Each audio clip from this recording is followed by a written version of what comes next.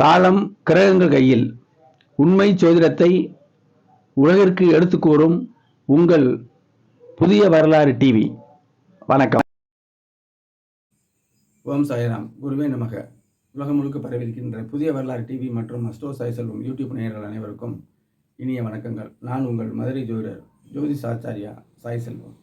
இன்றைக்கி நம்ம என்ன பதிவு பார்க்க போகிறோம்னா, பெண்கள் ஜாதகத்தில் சூரியனும் செவ்வாயும் சேர்ந்தால் மாங்கல்ய பலம் இல்லை, அதாவது கணவனுக்கு ஆயுள் இல்லை என்று ஒரு வதந்தி பரப்பப்படுகிறது. அது தவறு என்பதற்காக இந்த வீடியோ, விழிப்புணர்வு வீடியோ தான் இது. எல்லா லக்கணத்துக்கும் போட்டு வரிசையாக போட்டு வர்றேன். மேசத்துலேருந்து இன்றைக்கி கன்னியா லக்கணத்துக்கு பார்ப்போம். கன்னியா லக்கணத்துக்கு செவ்வாய் கெடுதலானவர், அது உறுதி. சூரியன் நண்பர், இருந்தாலும் விரையாதிபதி. இந்த மனசை வச்சுக்கிட்டு வீடியோக்குள்ளே போவோம்.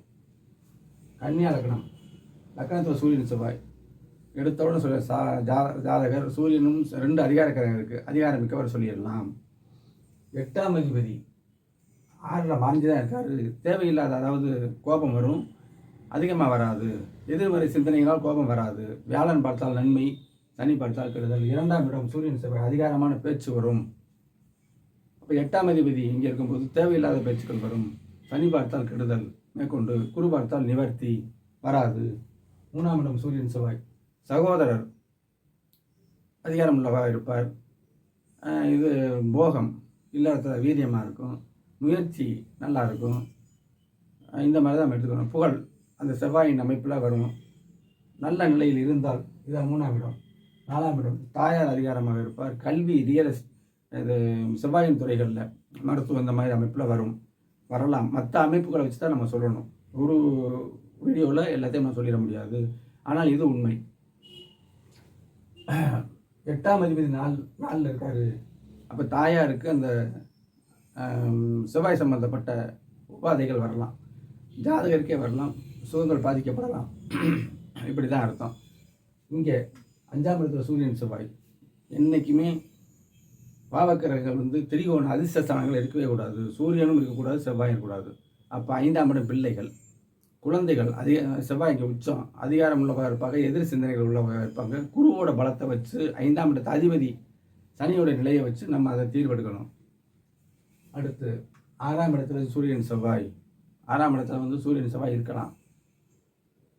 அப்போ 6ஆம் இடத்து அந்த சனியோட நிலையை வச்சு நம்ம சொல்லணும். வேலை அமைப்பு, செவ்வாயின் துறையில் உள்ளவங்ககிட்ட வேலைக்கு சேரலாம், அரசு வேலையும் இருக்கும். இதெல்லாம் ஒரு குறிப்புகள். இதெல்லாம் இந்த பெண்ணின் ஜாதகத்தில் மாங்கல்ய தோஷம் இந்த இடத்துல எல்லாம் வராது. இப்போ 7ஆம் இடம், இதைத்தான் நம்ம பார்க்கணும். அவங்க சொல்கிறதுக்கு இந்த இடத்த நம்ம தெளிவாக பார்க்கணும். 6ஆம் இடம் 7 மனவாழ்வு. அப்போ சுக்கிரனை பார்க்கணும், 7ஆம் இடத்தை குரு நிலைமை பார்க்கணும். சூரியன் செவ்வாய் இங்கே இருந்துட்டாலே தோஷங்கள் செய்யாது. தோஷங்கள் அளவுகள் இருக்குது. சூரியனும் செவ்வாய் இருந்தால் தேவையில்லாத பேச்சுக்கள், அதிகாரங்கள் அங்கே கணவனுக்கு கொடிக்கட்டு பறக்கும். அப்படின்னாலும் சனி பார்த்துட்டா கூடுதலாக தேவையில்லாமல் அந்த குணங்கள் இருக்கும். ஆனால் ஆயுளோடு இருப்பார். இப்போ சுக்கிரனும் கெட்டு, 7ஆம் அதிபதியும் கெட்டு, சூரியனும் செவ்வாயோட கூட சனியும் சேர்ந்து ராகுவும் சேர்ந்தால் 7ஆம் இடத்து சந்திரனுக்கு 7ஆம் இடத்தையும் பார்க்கும் பொழுது மனவாழ்வு பாதிக்கப்படுங்கிறது ஒரே பாயிண்ட் இதுதான்.